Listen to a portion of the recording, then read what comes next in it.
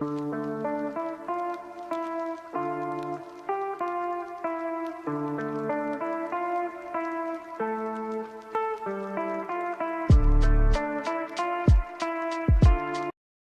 evening, everyone. This is El Rifado, aka Christian Diaz, and this is the Mexican Football Podcast. We've got a great one for you. I am joined, as ever, by my great co-host, Albert Perez, El Más Sabio. How are you, mi sabio?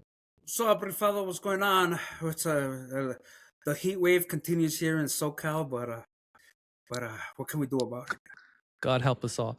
And with that, I just want to go ahead and dive right into it. So yesterday, August 23rd, marked the 99th anniversary of the Mexican Football Federation, otherwise known as the FMF.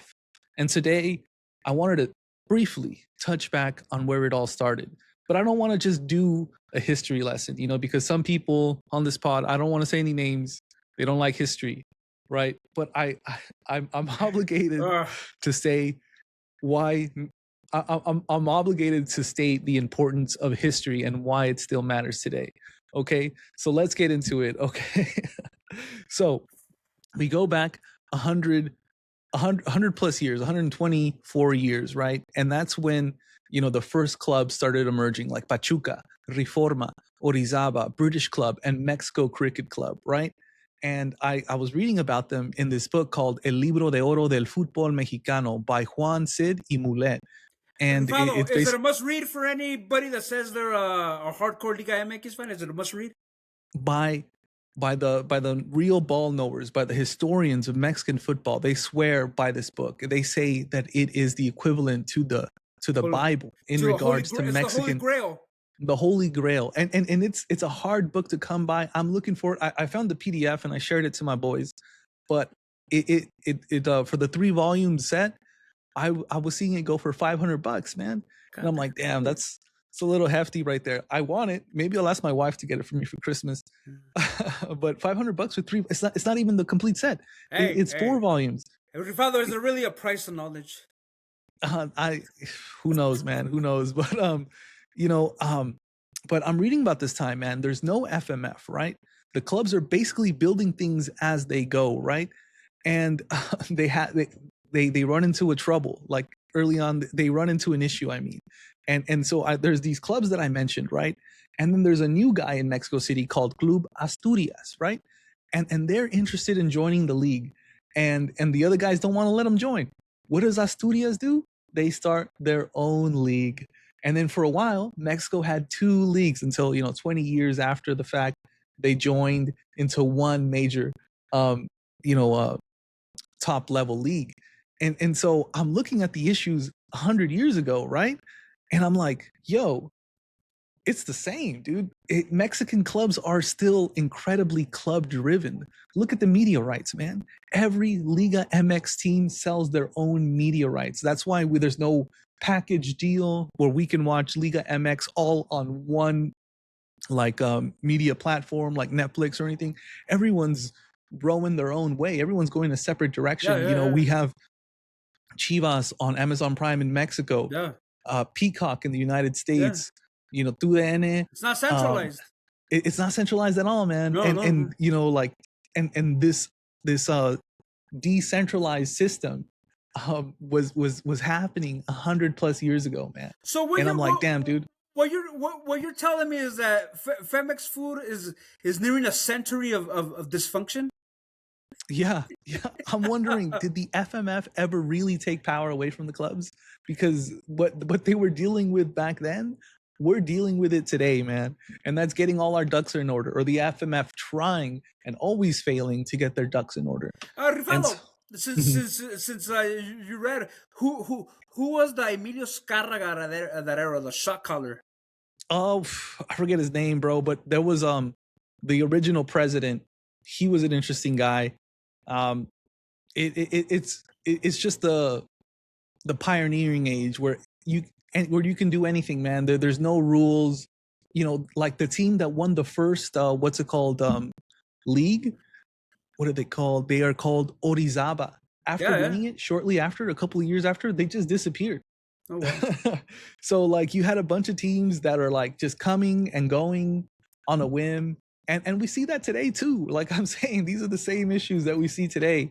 You know, Didn't who was the team that just went up and disappeared? Manorcas, right? You know, someone one day they just closed up shop and then someone else had their spot in the top flight of Liga MX. You know, it's not so different from this team, Orizaba, right? Like I never even heard of them. They're the first champions of Mexican soccer, Yeah, right? As far as clubs are concerned. If you want to dwell more in history, I think Orizaba was one of the people.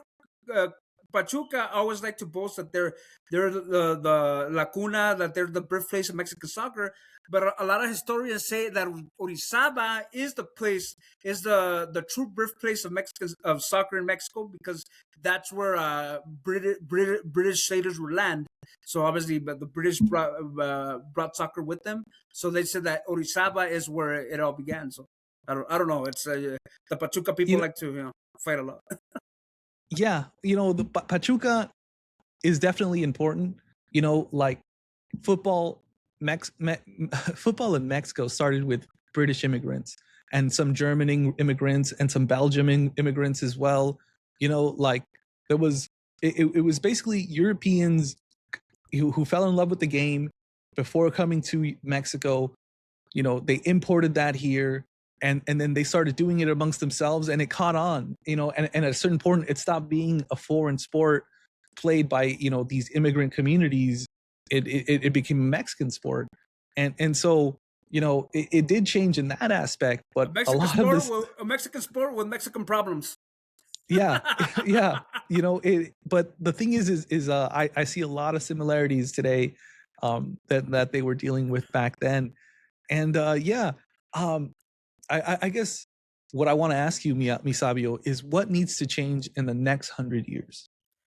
Uh, like I mean, they haven't figured out in 100. I mean, I don't know. It's again, it's it's the people, the people with the power, the people with the money. They call the shots. There's no cohesion.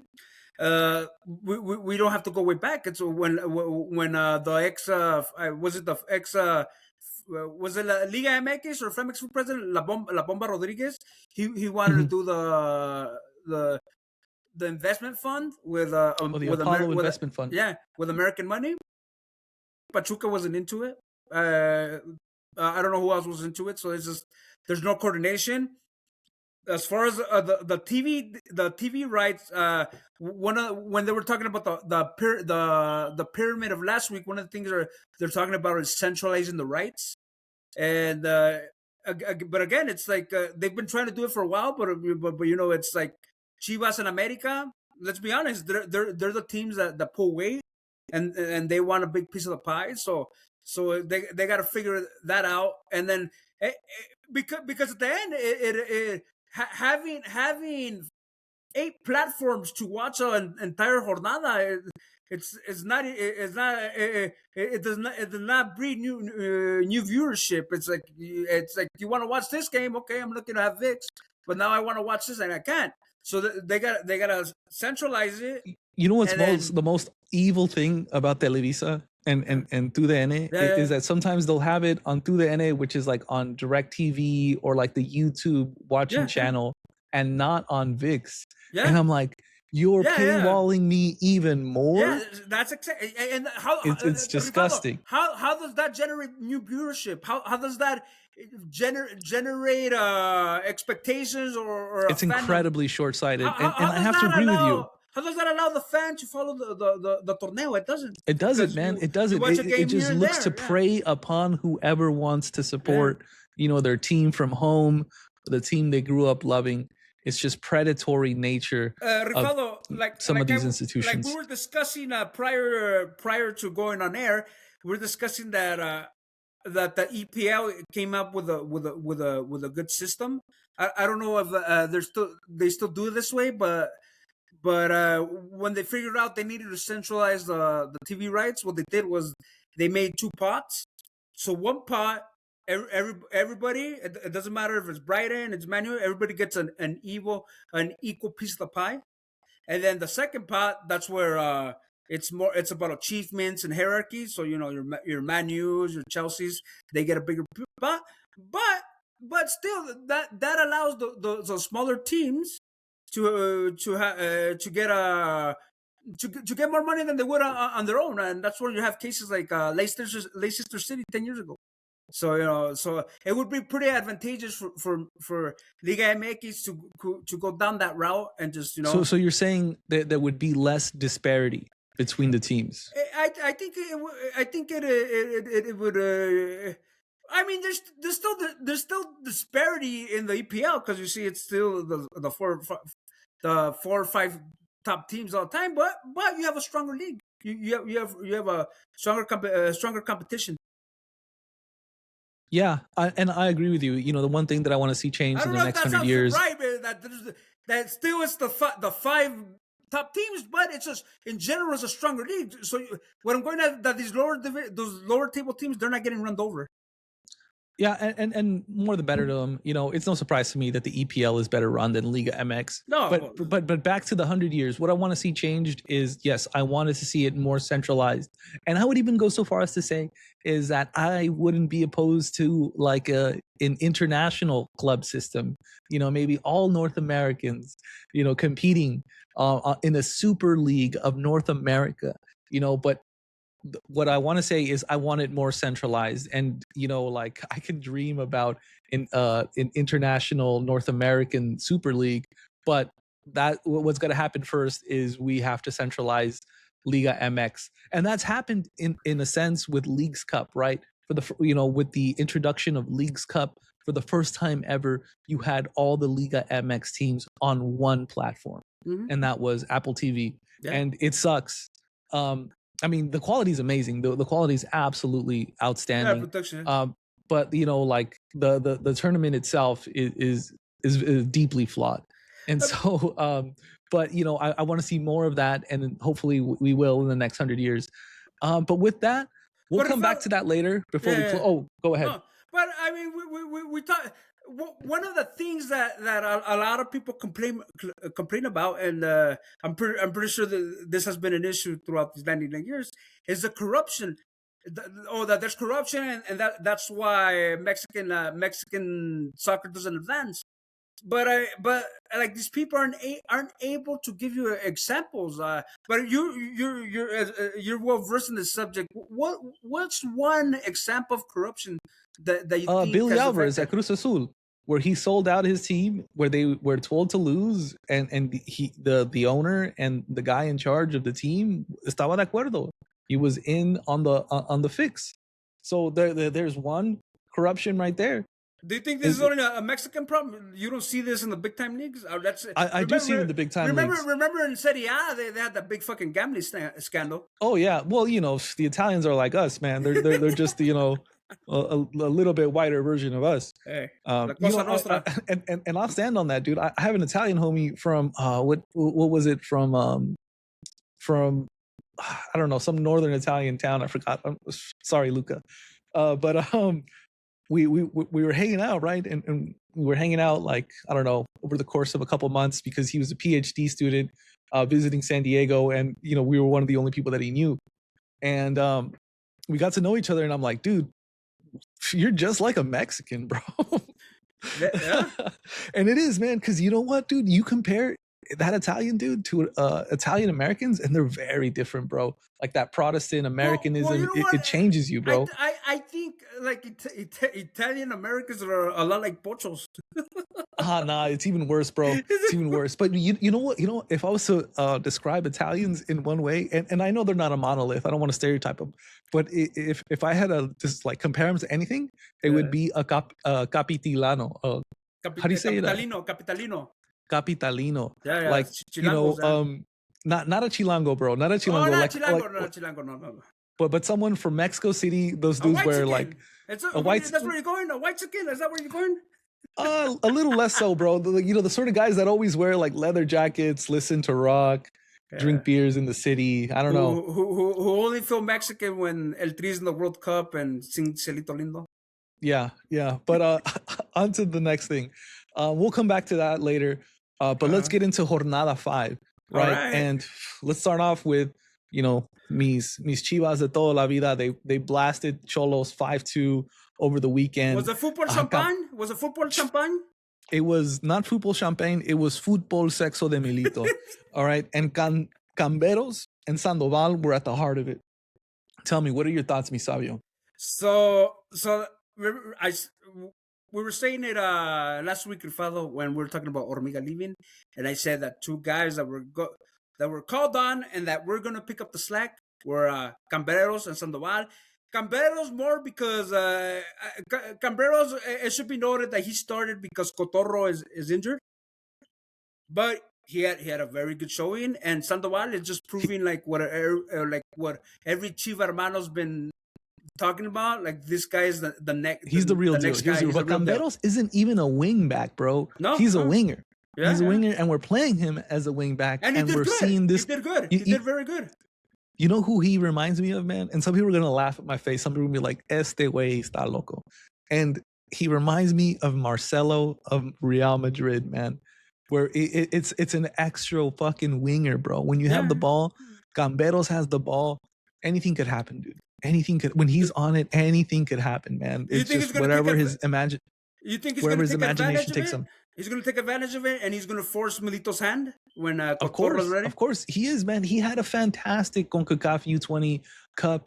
He's coming back, and it's translating at the highest level of Mexican soccer, and if he wants to leave, what better way than impressing, consistently day in, day out with the best Mexicans in Mexico, right?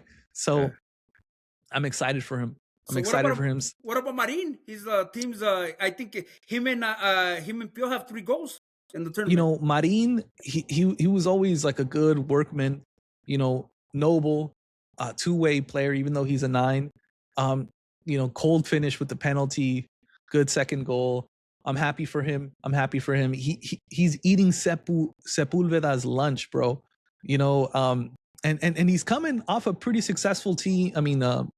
Jornada, Clausura with Puebla. Him and Luis Rey were loaned out to Puebla last tournament. They both did well. They were both day in, day out starters for Puebla. They're coming back. They're both looking good, and Marin especially, man, 2 goals, more power to him.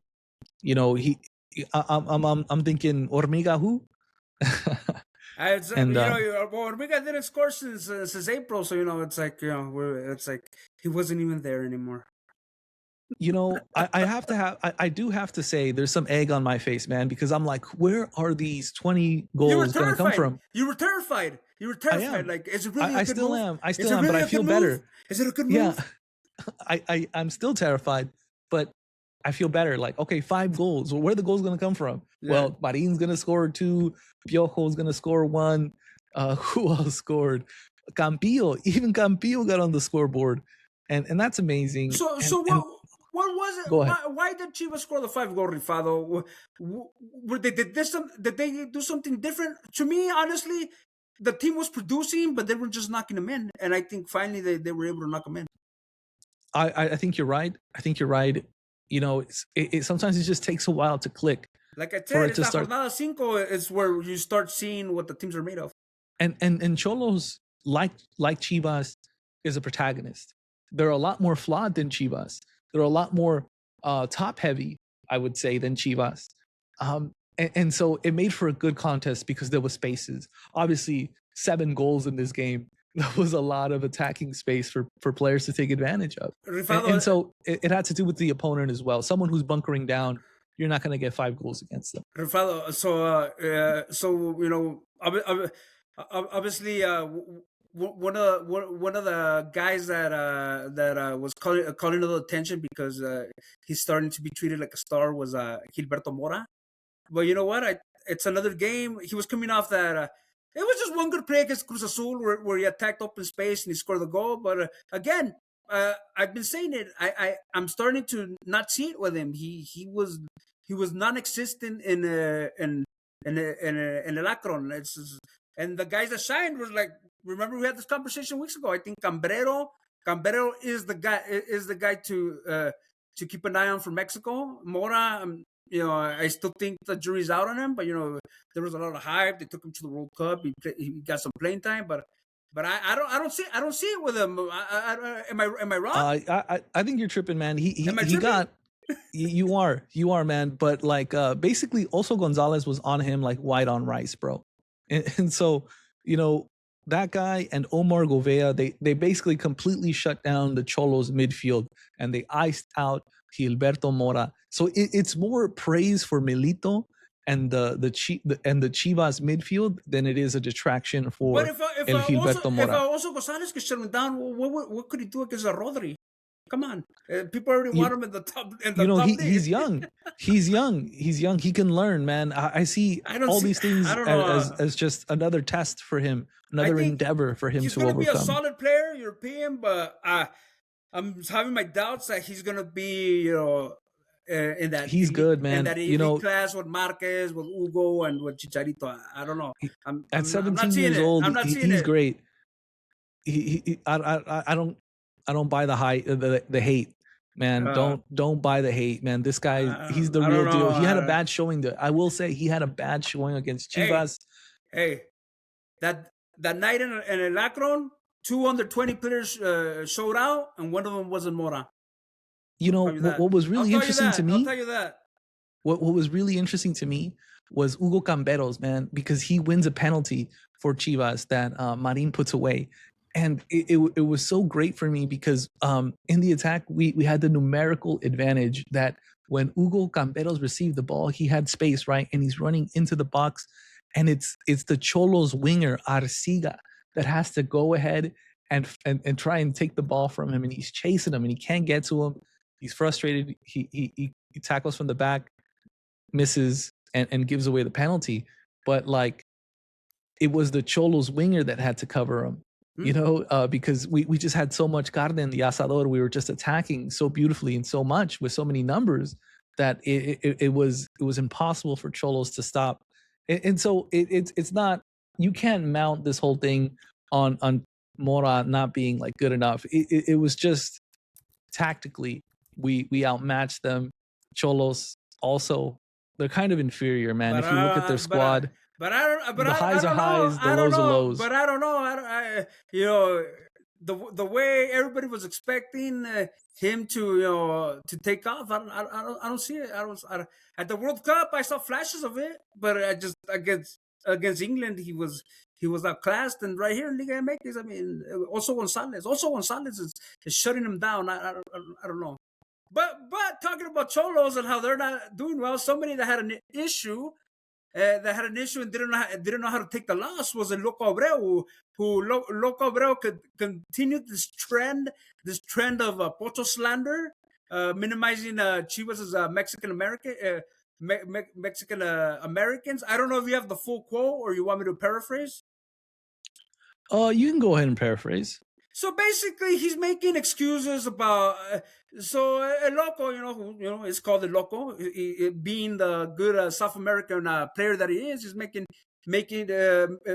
coming off as a sore loser and making excuses, and he just goes off on a weird tangent about how maybe, I don't know if he was trying to use this to justify why they lost by 5-2. He was saying that Xolos, unlike Chivas, plays with more Mexicans because they have 8 on the team, and Chivas has a lot of Mexican Americans. So let me pull up the English translation of the quote, we use more Mexicans. Yeah, we use real Mexicans more so than Chivas.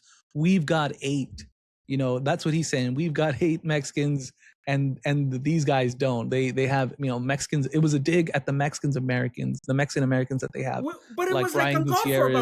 But why? It didn't make sense. Like Efrain Alvarez. Yeah, it didn't make. Because if you look at the starting lineups, Rifado, Chivas started with 10 players born in Mexico, and Tijuana with 8. And if you look at the goal scorers, all the goal scorers were for Chivas born in Mexico. The guy that scored the 2 goals for Xolos born in Brazil. So it was. I don't know if it was just trying to deflect the attention that his team was sour bad. Grapes for sure, man. Deflecting on his inability to do anything significant against Chivas. And what's interesting to me is that the only foreign-born player, in the Chivas lineup was Efrain Alvarez, an Xolos player. This is someone that Xolos had. And for Loco to throw this guy under the bus is poca madre, man. But again, Rifado, it's like you say foreign. I don't know. I know that's not what you meant. But he wasn't born in the territory of Mexico. I'm going to repeat it. When there's Pocho slander, I'm always going to repeat this. Under Article 30, Section 8, Part 2 of the Mexican Constitution, individuals born abroad are considered Mexican by birth if they are children of Mexican parents, a Mexican mother or Mexican father. So I do not understand. Yeah, some of these guys like Alvarez and Guti, they were not developed within the Mexican soccer system, but still, it's like it's they're part of Chivas because they are considered to be Mexicans. And most reasonable people know this. They recognize this. But this guy, he's just trying to be an amarillista. He's just living up to his name. He's Loco. Yeah, he's trying to concoct a distraction from his bad game. He was deflecting because he was totally deflecting. Because we literally just went through something similar with Jürgen Damm, who said solamente son mexicanos los nacidos en Mexico. Only those born in Mexico are Mexican. But it's like a trend. It's like a trend because we don't even see it. It's not even Liga MX. Canelo like a month ago said Ryan Garcia and Mexican Americans are not real Mexicans. So I don't get the Pocho slander. I don't get it. I am wondering, like, why are we still having this conversation? Why are we still having this argument on the Pochos being real Mexicans and or not? And then on X, every once in a while, you have a Pocho and a Mexican and a Mexa war flame up every once in a while. So it's like, at this point in the game, like you said, Rifado, it doesn't make sense. It's like you said, if you're Mexican American, you have a Mexican citizenship, you can represent Mexico. Yeah. What makes you less Mexican than somebody born, in Mexico? Like, we were raised on frijoles and nopales. Come on, that's more than some other Mexicans. So, do you think this sort of mentality ultimately hurts Mexico when the U.S. is producing more players that helps the selección? I think it's certainly an indictment on the Mexican Soccer Federation. How come you're not producing players? But is that an indictment on Chivas? Chivas obviously their market is smaller, and when they want to go out and get a guy like what was it, Fidel Ambriz, it was like, oh no lo vendemos a Chivas or it's a certain price.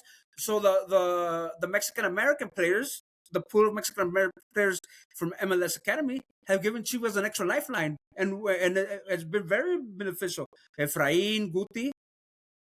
So it's more of an indictment on general, in that aspect, like that Mexican teams in the selección are depending on the production of players in MLS. It's more of an indictment on what's the name on the Femex food as a whole than particularly Chivas situation, because Chivas does what it can. I don't think the FMF, the Mexican fans, Mexico can afford to turn away talent wherever it comes from. No, you can't. If it's Mexican and it's good, then throw it on the field and see what happens, right? Well, Rifado, look what Lilini is doing. He wants to turn it 3 into Morocco, where he's trying to under the rock anybody that has a Mexican grandparent and or whatever. More power to him. More power to him. I love it. What? That's gonna breed competition. I don't know if that's gonna light a fire under the clubs, because obviously the clubs, they want their product to be represented on the national stage, because that's more money for them. I have this Mexican pride that my father international stage from Mexico to the United States and gave to me as mi herencia, right? And I love this Mexicanness so much that I think it should be exported to the far corners of the world, right? It's not the people deserve to know about how awesome it is to be Mexican, to eat Mexican food, to disfrutar the culture of Mexico. Yeah. I think it's great, and I really do think it's a detriment to like the progress and el éxito, the success that Mexicans have abroad when you have these sort of conversations. Yeah, and it's coming from I don't think it's productive. And it's I don't think it's productive at all. From a guy who who had a kid born in Mexico and who started for him at Xolos, is Uruguayan, and it's like, okay, your son's a dual national as well, so why Yeah, are you degrading other dual nationals? let's call it for what it is. We need to start calling it for what it is, and it's just plain xenophobia. It's just xenophobia, and it's discrimination. But again, when it comes from a guy called a Loco, I think it's just stupidity. Honestly, if it wasn't coming, like, he would have a leg to stand on if he didn't say this immediately after losing 5-2 in embarrassing fashion. It was sour grapes, and it didn't make sense. Again, because he says I play with more Mexicans, but Chivas only started one player not born on Mexican territory, and Cholo started what is it? Three non players born in Mexico. So it didn't make sense. Honestly, he was just incorrect. It was crazy. He was bad. He's crazy. He's known as a Loco. I know, right? Don't expect. From Jürgen. We shouldn't be surprised. From Jürgen Damm, I expected something else, but it's just they're drinking from the same stupid water fountain. All right, and with that, let's go ahead and transition to our next segment.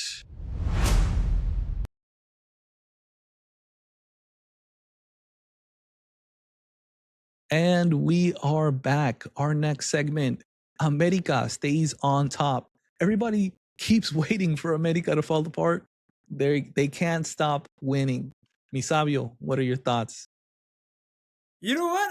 Like I told you last week, I thought this was a spot where Juarez, who had come from two bad shellacings, I thought they could surprise América catching. And you know what? They did open the score. Oscar Estupiñán put him up at the minute 33, but then you know what? Henry Martin, who everybody made it seem like his days of as a Club America figure in the attack were over. He scored, and then he tied the game, and then he scored 2 goals. He tied up he gave America the lead with a penalty at the minute 53, and America leaves the Frontera with the 3 points. So they're in 5 games. They have they're unbeaten with 4 wins and 1 tie, and they sit comfortable in the top of the table with 13 points. Yeah, Club America is doing great. They got the new signing Borja, who was substituted in. Didn't score, but he was substituted pretty late on, 82nd minute. Henry Martin, what a comeback. I had written him off.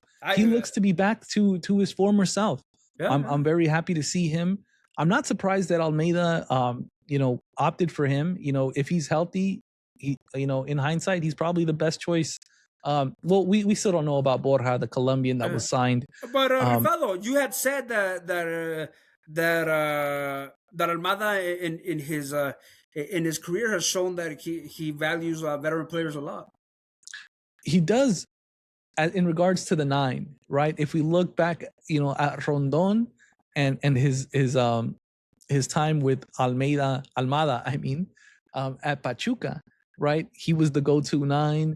And what he did is he surrounded him by a bunch of young guys, right? And the hardest thing to do in soccer, or so I've heard from a lot of people, is score the goals. So it makes sense that you give that responsibility to a veterano with experience, with the know-how to find success in these high pressure moments. And Rondon has done that, and he relied on him. He's old. I think he's 37 years old now, the Venezuelan, and he even took him to Real Oviedo. Right, it didn't work out. They ended up getting relegated. But, yeah. Almada likes veteran 9s, and so it should be no surprise that he opted for Henry Martin. Henry Martin is doing great, though. He's proven all the detractors wrong. And what I love about him is that he has everything you need from a 9. Right, he can score. He's strong. He likes to come down. He likes to work off the ball. He's a leader. He's obviously one of the biggest leaders at Club America, and he's leading by example in this match. He led by example, scoring 2 goals. Do you think he's a referente, America referente? When you of course, when you see his career, it's He's identified with those Absolutely. azul crema colors. Absolutely. He's going to be a historic figure for them. And, ojo con Kevin Alvarez. I know we all kind of thought he was fucking washed, and I still kind of do, but it was his assist for Henry Martin's, I think, first goal. And so kudos to Kevin Alvarez. The team's looking great. One guy is really interesting to me, and that's Vega, the Brazilian Vega. So I thought he was going to be Borrado because he's not a physical guy.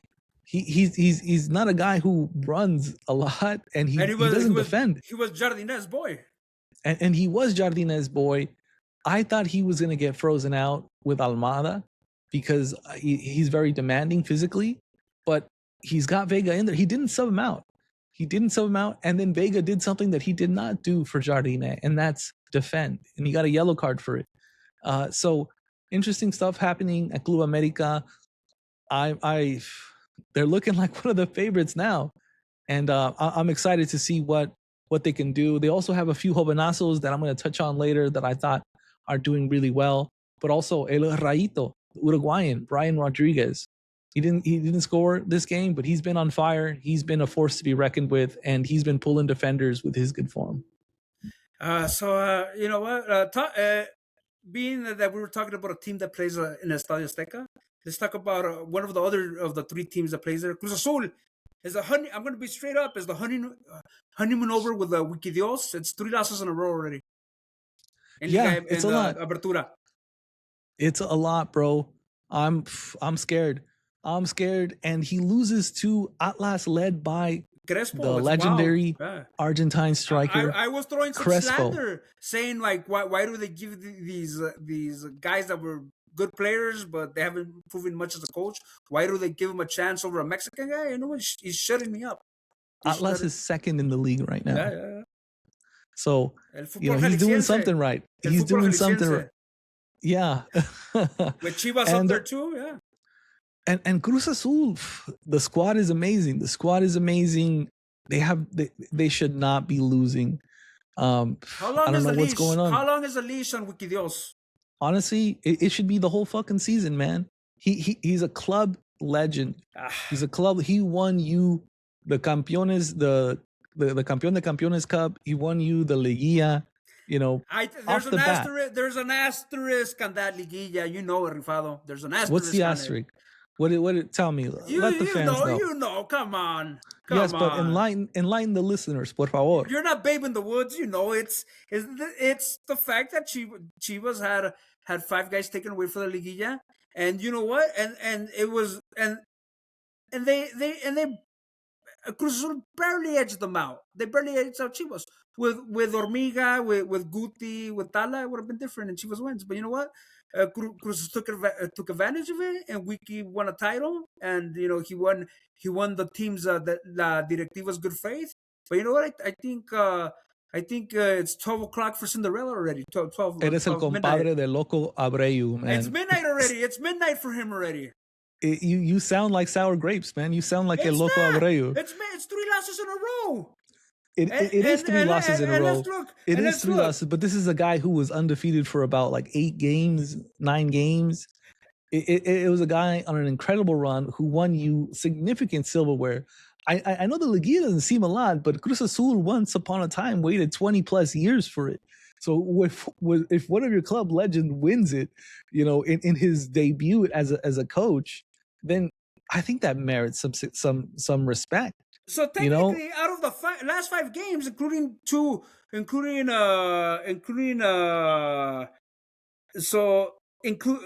the 5 games, including the three in the League's Cup, Cruz Azul has 3 losses and 2 wins, and the 3 losses have been in a row as well. So it doesn't look good for Wikidios. It doesn't look. I think it's more than. I think, like I said again, it's midnight already for Wikidios, and I think. But the team doesn't look that bad, man. They're still protagonists. They're still making chances. But it's Cruz Azul. It's a team where if the results aren't there, they're gonna start caving in on them, And I don't know how much again, it's not like Wiki Dios was their first choice. It's a guy that just happened. He was a institution a team guy, and then he came in. He came in for La Liguilla, and he just, to me, he just happened to win the title. It's not like he led them. That doesn't happen by He accident, man. happened to win. He happened. That to doesn't win. happen by accident. And it brought him some credit, and now we're seeing that, you know, it was a good moment. Unfortunately, Cruz Azul is capable of anything. You know, Vicente Sanchez won something similar to Huiki, and he was let go. You know, he took off because he couldn't get right with, you know, la directiva.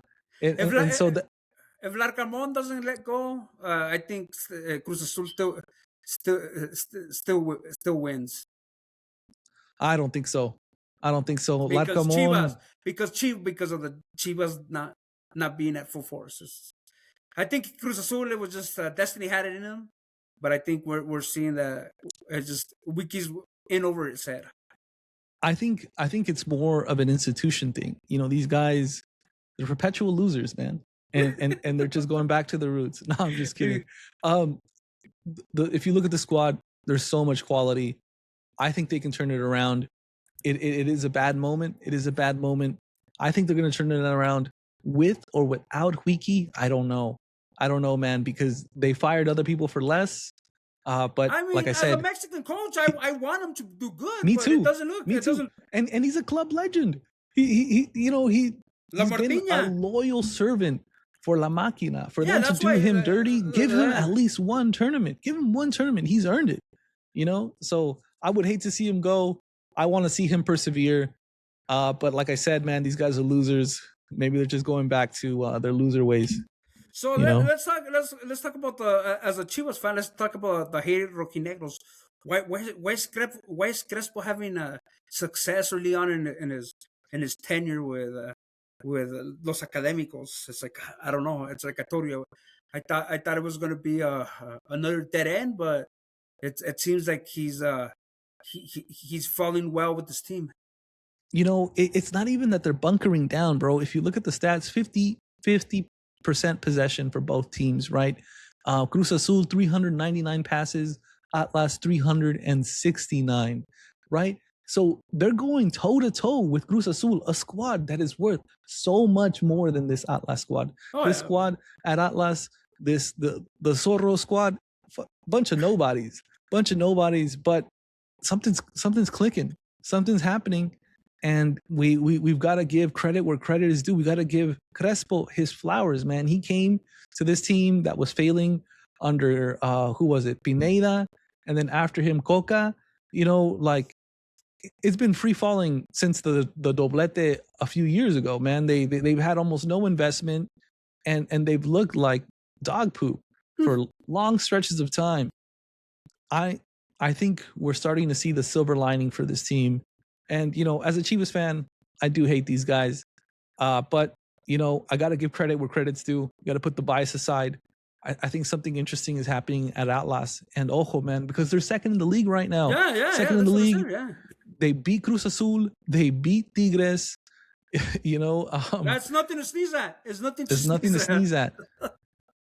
Nothing at all to sneeze at. Who else? They lost to Monterrey, though. They did lose 2-0, but they beat Santos and they beat León. That's why they were in flux, that they still had an interim coach. Yeah. So interesting stuff happening at Atlas. Keep an eye on them. Crespo, man, what a legend.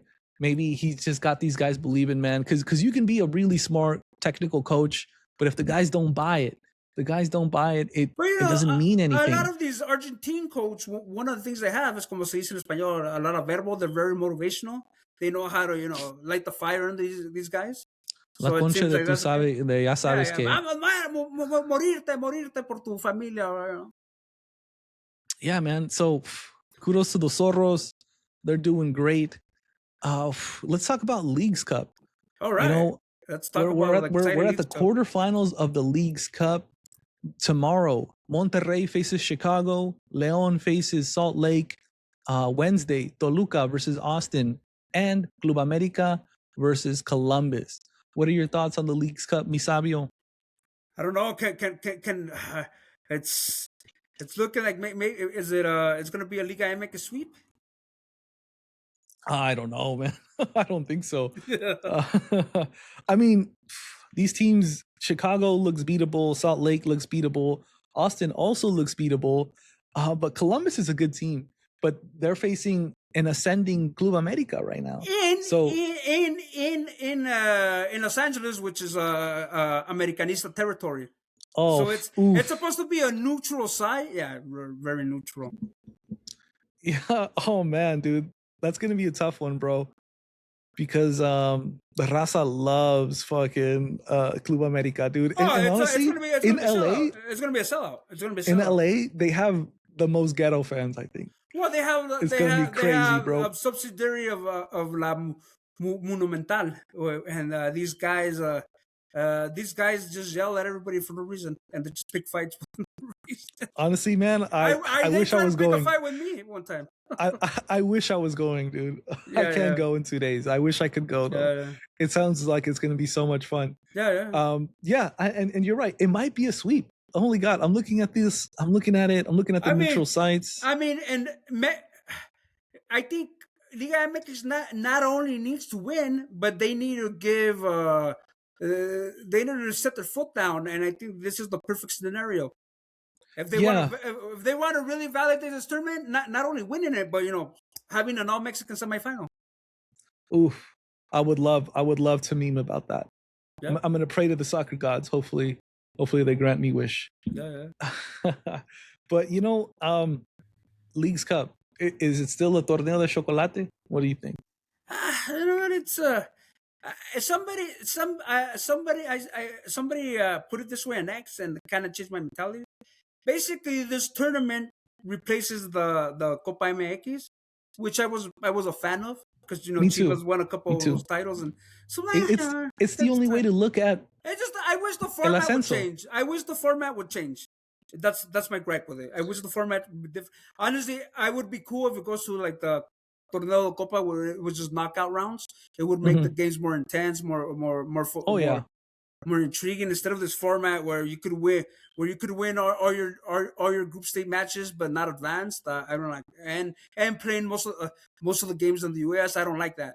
But I think it's a good secondary tournament if it would to be modified.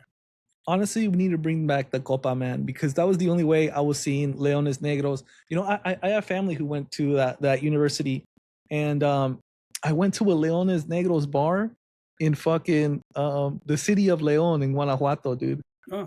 So there's fans out there, bro.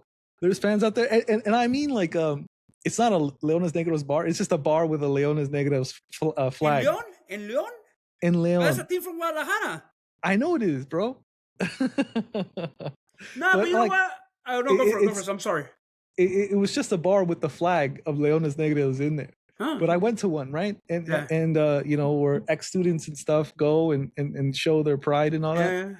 But like what I'm talking about is that Copa MX was one of the only ways that I could see these smaller teams where I would see them and learn about them. I remember in the 90s, it was like it was something like the Copa del Rey because sometimes you would get surprises. Like I remember Pachuca still in their Primera A phase. I think one time they knocked out Club America. That's where I think that's where it was. I think it was the game where the Ultratusa made a debut.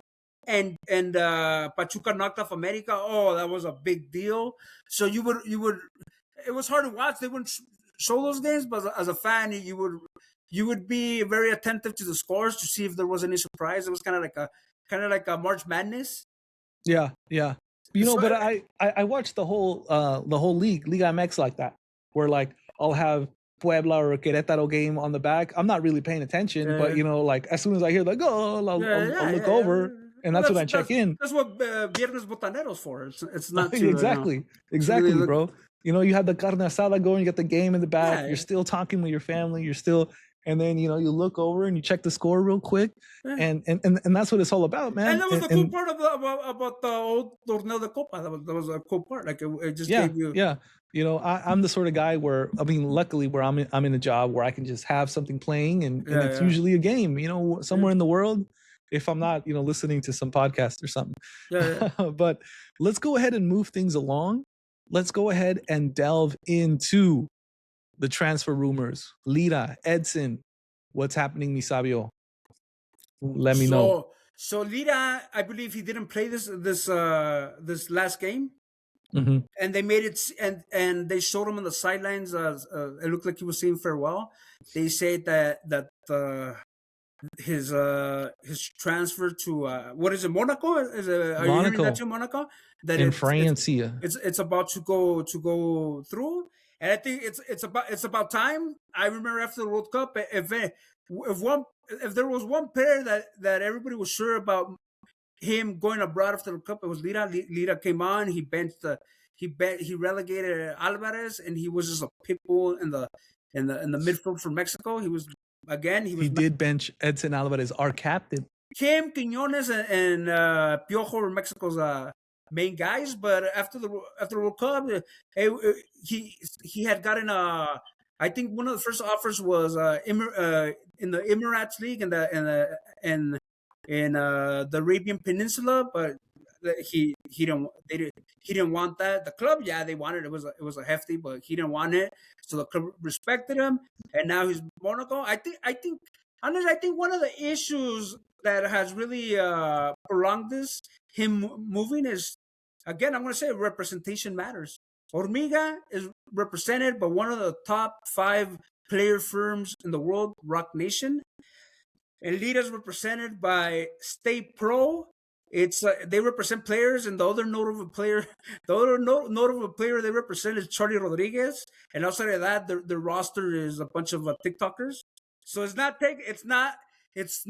a representation group that has connections in Europe like Rock Nation. Rock Nation has made deals with Real Madrid, with Napoli, so they got the connections. And Stay Pro is just like I don't know. It's like if your cousin's a lawyer and he's barely out of the he barely had his bar exam and he represents you. That's what it sounds like. Stay Pro, but it sounds like I don't want to date myself. If it works. But it sounds like my cousin Vinny. My cousin Vinny was a cousin as well, and he got his cousin out of that's a good movie. Life. And he won his case, bro. He won his case. So it looks like that's the case for Lira. So he's moving on Monaco. It's the French league. Monaco's a good trampoline team. He's 26, but it's 2 good seasons. By 28, he could probably be in the move. What I love about that movie is the grits,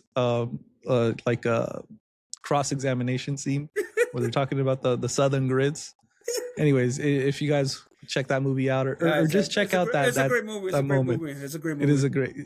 I think he's dead. Joe Pesci now. I think he passed away. He's not dead. No, he's not. He's not dead. He's old. Oh man, he's old, but he's not dead.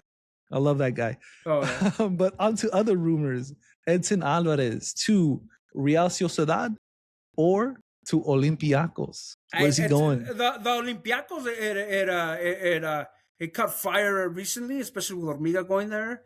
But I think La Real Sociedad is a better situation for him. It's a better league. Sociedad has a familiarity with Mexican players because of the Carlos Vela days. So but also they have an American coach right now who made history by being the first American coach to win the Copa del Rey for a Spanish team. Real Sociedad. And so, what's his name? DiMarzio or I forgot his name. Is he of Italian descent? He is of Italian, so he's an Italian American with an Italian passport. And kudos to him.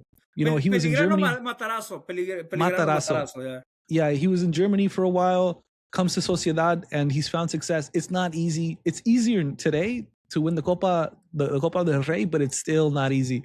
It's easier today because back in the day you had to do 2 legs against either Real Madrid or Barcelona, and now it's just a one-off game, and then it could be in your home, so it's easier to win it compared to those days in which you had to do the away and home game. against a big team like Barca, Atletico de Madrid, or Real Madrid. And so, but it's still really hard. I got to give props to Materazzo. And if Edson goes, that'd be a great move for him, because I think that's a coach that's on the up, and that is, dare I say, special.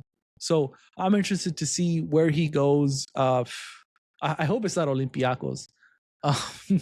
And next, are you still sour about Olympiacos? Oh, and let's talk about it with the audience. We're gonna have a special guest talking about everything Olympiacos. We're gonna have a special guest this we're gonna have one of the hosts of the Red Sea podcast, a podcast dedicated to Olympiacos. And Thursday, we're gonna exchange tacos and gyros. Yeah, gyros or tacos. Gyros, have that. Not gyros. Yeah, I don't know. I think you can say it either way. But watch out for that, guys. We're making something with the Olympiacos. We're gonna get the inside scoop for you guys. So look out for that. Yeah. Yeah, we're gonna delve into the more Hormiga talk. You know, I can't wait till I make a meme for that episode. I'm gonna do like Hormiga on Odysseus, wow. His face on Odysseus's body, and we'll see. Put him as Zeus. Oh yeah, that's another good one. We'll see what we come up with. The lightning bolt. Yeah, but who else is on the move?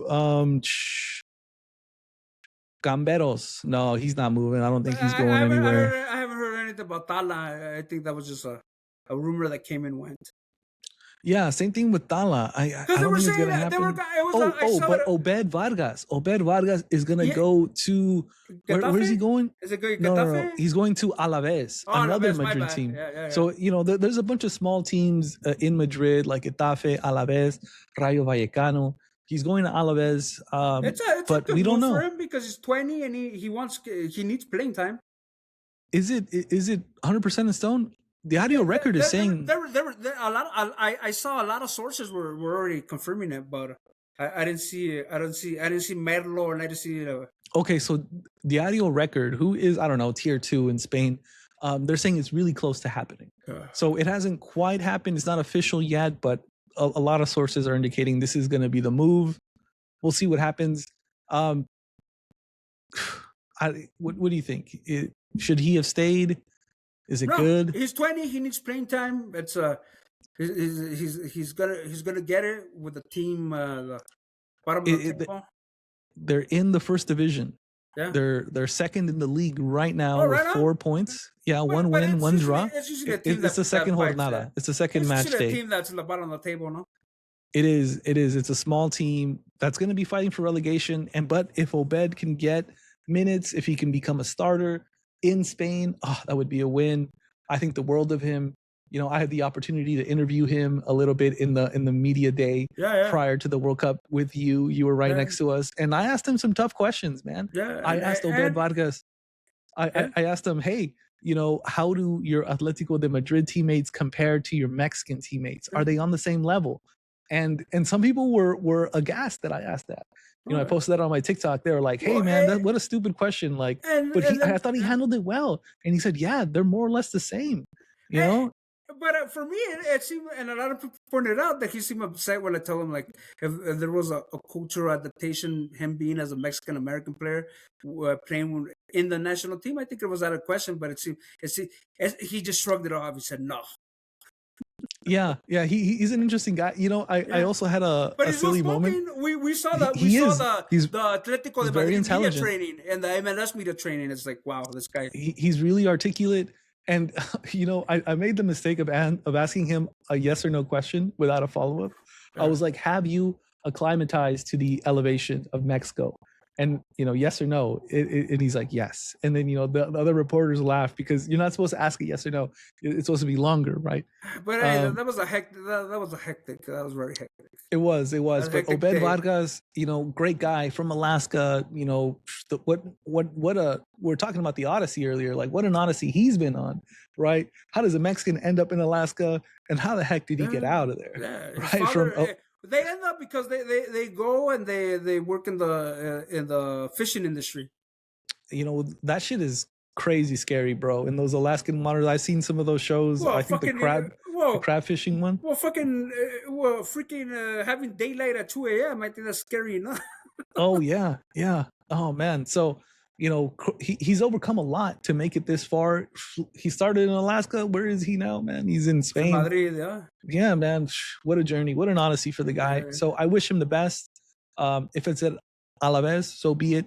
Atletico de Madrid, so be it. I just want him to play because I want him to be integral to El Tri's future.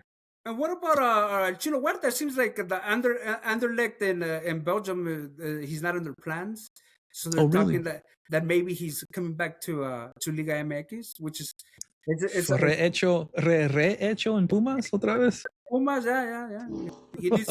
I think he needs to redo something else if they send him back to Mexico. Because you know what it is, man? He's too busy prepping his hair, man. So he has the perfect curls. That perm, man, come on. Yeah, man, that's just crazy, bro. But you know what? More power to him, man. I'm all for perms, man.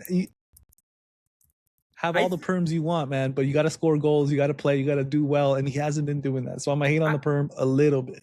If I'm not mistaken, two teams that were interested in him were Toluca, and then recently because Jamaiton Campas, I think that transfer fell through. So I think America's also interested in Cesar Huerta. So it's okay.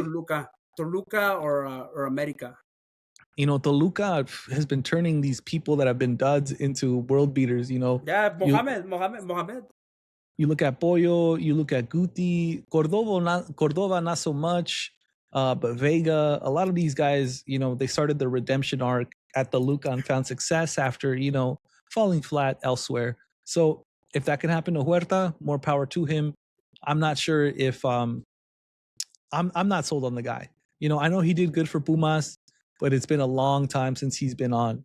It's been a long time since he's impressed. And you know, Belgium isn't even a good league, right? It's not tier, maybe second tier at best. A second tier. No, I think it's like third tier, bro. Third tier. I think it's there with the Greek league. Is there with the Greek league? No. I think it's there. I think the Greek league has more money, bro. If I'm being honest, because Portugal and the Netherlands, that's a second tier, no? I agree. But with that, let's go ahead and transition to my favorite segment, which is the jovenazos, man. All right, let's go. Let's set it up. This is the most important segment because Rifado. If anybody has their pulse on Mexico's next stars, is Rifado, the lifeline of Mexican soccer. Hey, Rifado, talk to him. So this week we had 54 23 players or younger, right? Of the 378 available players during Jornada 5, which is 14%. To give you some context, last week we had 14%. The week before that, we had 13%. The week before that, we had 12%. So a steady growth, but right around 14, maybe we'll see 15%, which is close to like, you know, somewhere in between 1/6 and 1/5, like, you know, right around that area, which is not bad. I don't think that's bad. I want more though. I want more. Hopefully that'll jump up to 20, 25. That's where I want to see. I want 1 in every 4 players to be 23 years and younger. I think that would do wonders for the league. But some of the guys that have impressed me, you know, we've already talked about Chivas and some of the players that are there. Let's highlight some of those guys. Hold on. Sorry about that. My notes. Chivas. Okay, so Santi Sandoval, El Negrito, man, scores a goal. He's so hot right now, dude. Like, he had that successful U20 World Cup, had a small injury with his hand, didn't affect his game. He's scoring. I'm like Hormiga who, dude. You know, so this guy, I think he's the real deal. If they win a title in these 2 tournaments, do you think he leaves by the summer? I hope so.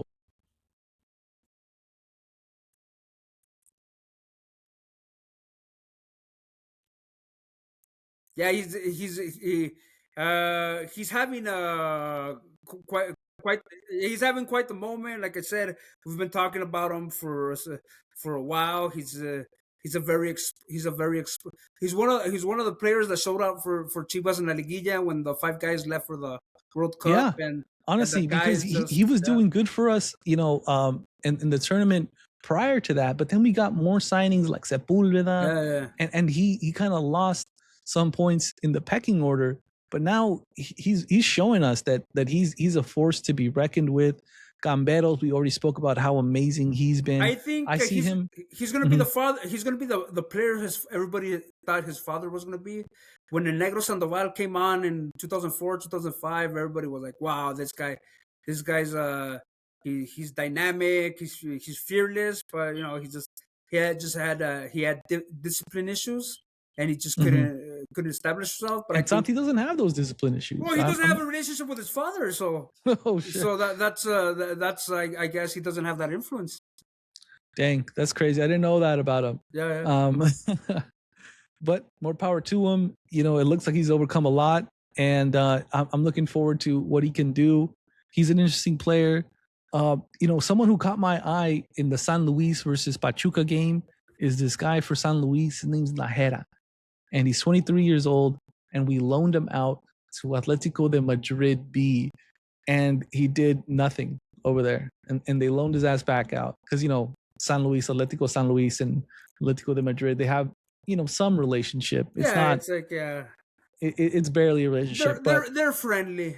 they're friendly-ish, and so they sent him back, and he's done nothing. But he looked good in the highlights. I'm like, all right, here's something about this guy that I was talking about him like a year and a half ago, and he kind of just disappeared because he went off to Atletico, but now he's back, and then he didn't hit the ground running. Maybe he had an injury, but I think it's starting to click for him. So keep an eye on Najera. Who else impressed me?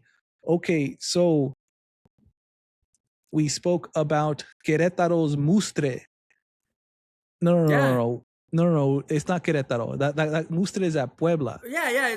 And he's an interesting story because I think he developed in Pachuca, but then he went to go start. He went to go. I think Florida International University, and he played NCAA. Then he went back to Liga MX, and he's scoring some goals with those Camoteros. So 2 goals in this last game. Since the Apertura started, he has 5 goals. 23 years old. He's a veteran of one of the Florida universities. Yeah, one of those. They used to call them like football mill universities because they would just start them to have football teams, and I think Florida International is one of those schools. Yeah, so more power to him. Yeah, man, he's got 5 goals this season. 23 years old. So interesting guy, known as the shark, El Tiburón. Oh, there we go. Because when he smells the blood, he goes in for the kill. He's from Pachuca's U21. Like you said, he debuted in 2020, and then he went to Florida. So I'm interested to see if he can keep it up. He's interesting. We can't have enough goal scorers for a 3. We can't have enough. That's true. And then there's another guy, 21-year-old Pachuca for Puebla.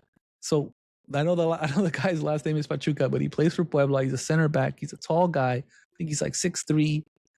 He's only 21 years old.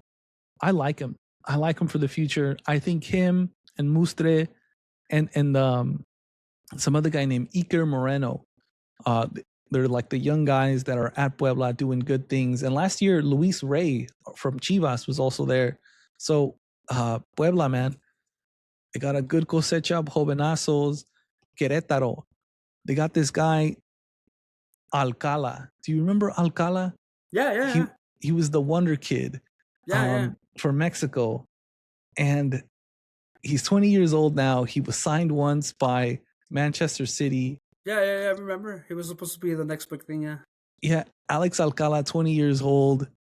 He was bouncing around for a long time, and then he lands at Querétaro, and he doesn't play for a long time. But he got his first start or second start for Querétaro, and he didn't do much. He didn't do no goal, no assist. But he was at Manchester City for about 2 years, and then they were like, we're good. And it's a tragedy because we really hyped them up.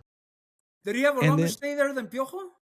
I think so. I think Piojo was only there for like a season, But there is a jovenazo at Querétaro that's doing well, and that is El Mono Martinez, 16-year-old kid. He's a strong looking guy. He looks From older than that. He's younger than Mora. He's from the Galaxy U system, yeah. Yeah. So 16-year-old tearing it up for Querétaro. Watch out for this guy. I think he's got a bright future ahead of him. And Querétaro lost 1-2 to Toluca. There was another jovenazo there, Everardo Lopez del Villar, 22-year-old center back, left back, narrowly missed out on the World Cup. I thought he should have gone. I'd love to see him for the selección as a day in, day out starter. We need more left-footed center backs. So there's a guy to keep out of. América, Espinosa, Violante, and Arriaga. They did well in their 2-1 victory over Juarez. Watch out for those guys.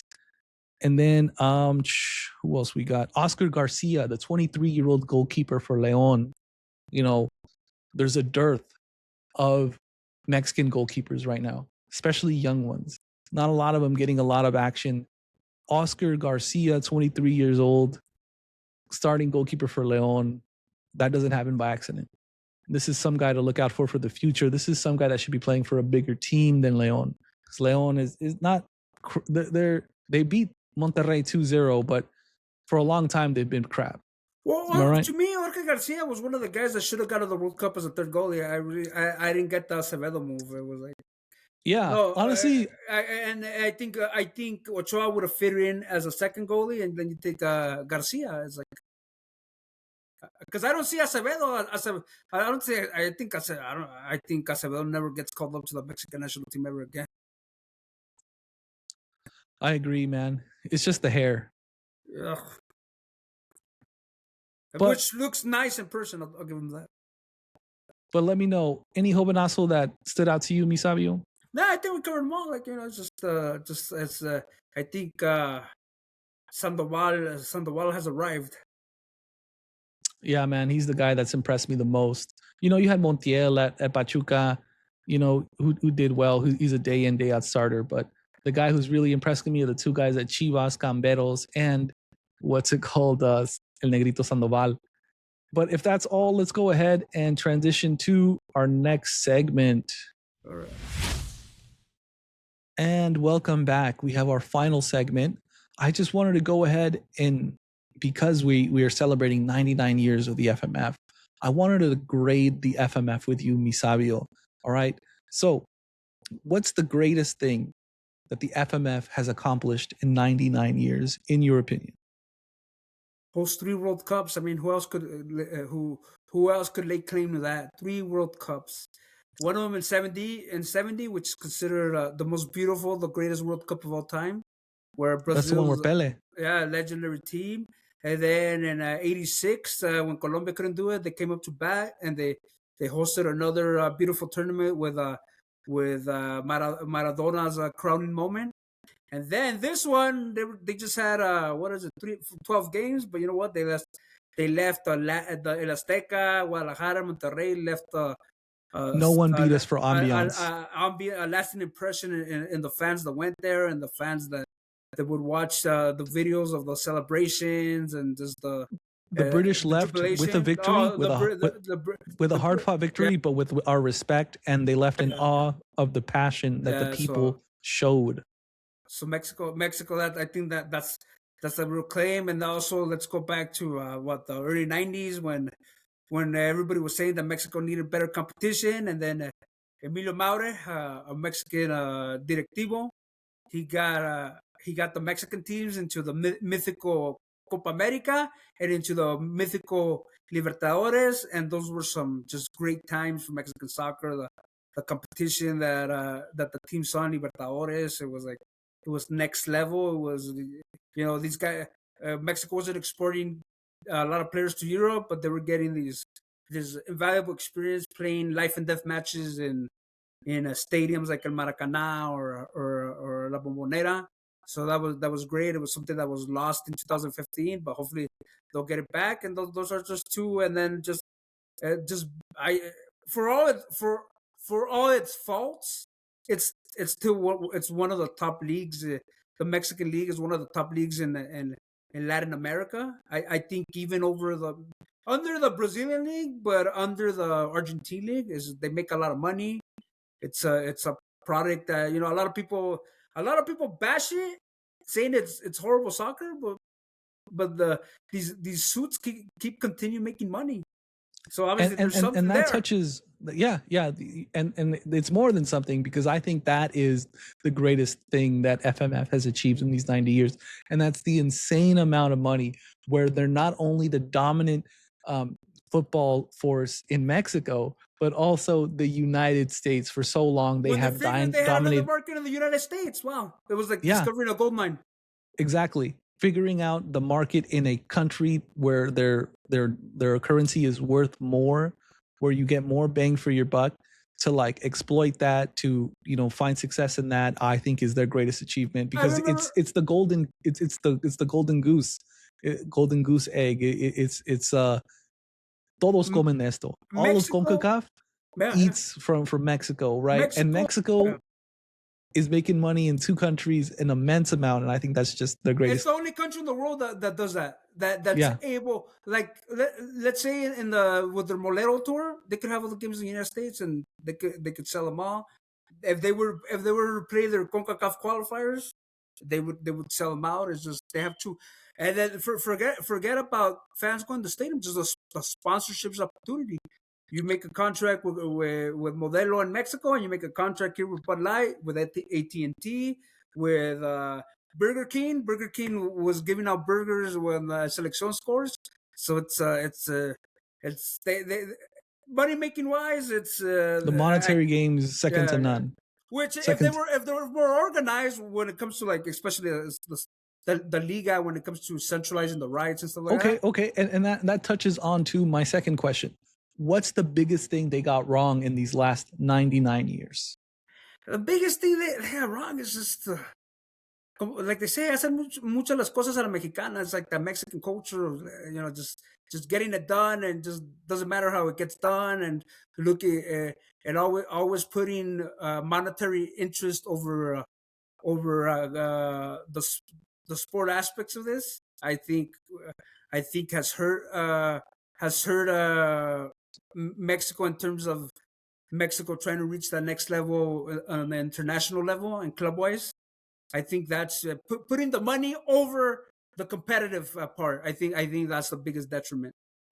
I agree. And that leads to what's my biggest failure, and that is the removal, the destruction of true promotion relegation, because for a long time it existed in this limbo where there was this average, right? That bigger teams took advantage of that. Well, But before that there was an age in which the amateurs controlled a lot of yeah. Mexican soccer, and there was it was really like anyone could do anything, right? It was possible where you had, like I forgot who it was, but there was a team that instead of having stands on one side of the stadium, it was a fucking river. Oh, fuck. You don't remember that? I No, forgot no, who no, it no.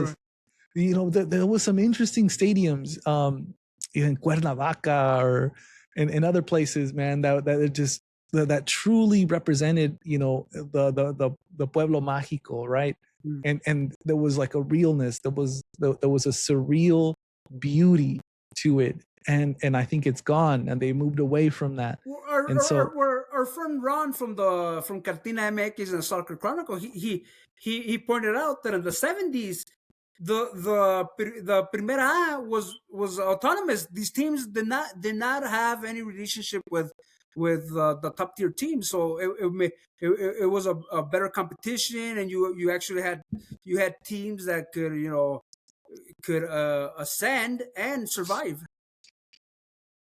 yeah, man, it was crazy, bro. So I would love to see, Mexico fix those issues. Let's see what else we got. All right. Okay. So when next year it's going to be 100 years, right? And so when Mexican fans look back at the first 100 years, what's one thing they need to understand about Mexican football? What's one thing that is just essential to understanding Mexican football? Uh, Again, I'm going to the same things that se hacen las cosas a la mexicana. It's like it's if if it seems logical, it's not gonna happen. Again, an example like I was talking about when the Bomba Rodriguez wanted the investment fund, which was gonna help the league. Pachuca didn't. Grupo Pachuca didn't like it, and it didn't happen. They just didn't. It just. I guess they didn't like that they had to be transparent. And those I was reading that it was because the American investors, they want to know where the money was coming from and where it was going. So there had to be a lot of transparency. And Pachuca didn't want to roll like that, and they killed it. So I think that's that's where that question goes. It's just a matter of just Mexico tripping itself up because that's the way Mexican soccer has always been. You know, I agree. But I guess I just want to piggyback off that a little bit. We are distinct in our culture, and it permeates all aspects of our life. You know, in Mexico, outside of Mexico, you know, there's something distinct about Mexican soccer because there's something distinct about the Mexican. And there's one thing that I've seen, and you talked about it, right? Doing things a lo mexicano. And I love and hate lo necio, the stubbornness of the Mexican league. You know, I love it because you have, you know, these institutions that are so fiercely independent that they go their own way, and there's something to admire about that freedom, about them wanting to preserve, you know, their own distinct version of football. La patria no se vende. La patria no se vende. But unfortunately, it has. Se vende, and they're still necios, right? Yeah. So it's unfortunate. It's unfortunate. But with that, do you have any closing thoughts you want to get into, me, Albert? No, just like I think we covered every base. It was another hot episode, and let's keep it rolling. Oh, hell yeah, man. And so just to like celebrate the 99 years of the FMF, I just want to say that Mexican football didn't start with the FMF. It's not going to end with the FMF. FMF came to be because Mexican football was too big, too disorganized, too important not to have like some sort of centralized agency controlling it in some aspect or trying to rein it in, failing oftentimes, but at least intending to do that. And I think that's important. And I think it points us to where we need to go, and that is more centralized power, more united decision making, especially when it comes to these media deals, right? And that's what I want to see more. That's what I want to advocate more of. Teamwork makes the dream work. Yes, sir. Yes, sir. And you know, like if you separate your hands, you have 5 fingers, but if you close them together, it's a fist, right? Yeah. And this one is more powerful than, you know, me, like, you know, turning such you with my fingers. Yeah. And so with that, thanks for listening. This is El Rifado. This is the Mexican Football Podcast. This is Albert Perez, El Más Sabio. And we're signing off. Thank you for listening. And look out. This Thursday, we're going to go ahead and release a pod late at night with the Red Sea Podcast, a Greek League podcast that focuses on Olympiacos, where Armando Hormiga Gonzalez just got signed for 10 mil, give or take. Gyro and Taco Night. Yeah, Heroes versus Tacos, guys. Heroes. It's coming soon, so look out for that and follow us on Spotify, on YouTube, on TikTok, on Twitter/X, on Instagram. Look us up. And on TikTok, you could catch some of our clips from the show on TikTok on my personal account, El Sabio Sports. El Más Sabio, man. They don't call him that for nothing. He's the real deal. And yeah, this is us signing off. Have a good evening, everyone. Thanks for listening. Bye-bye. All righty.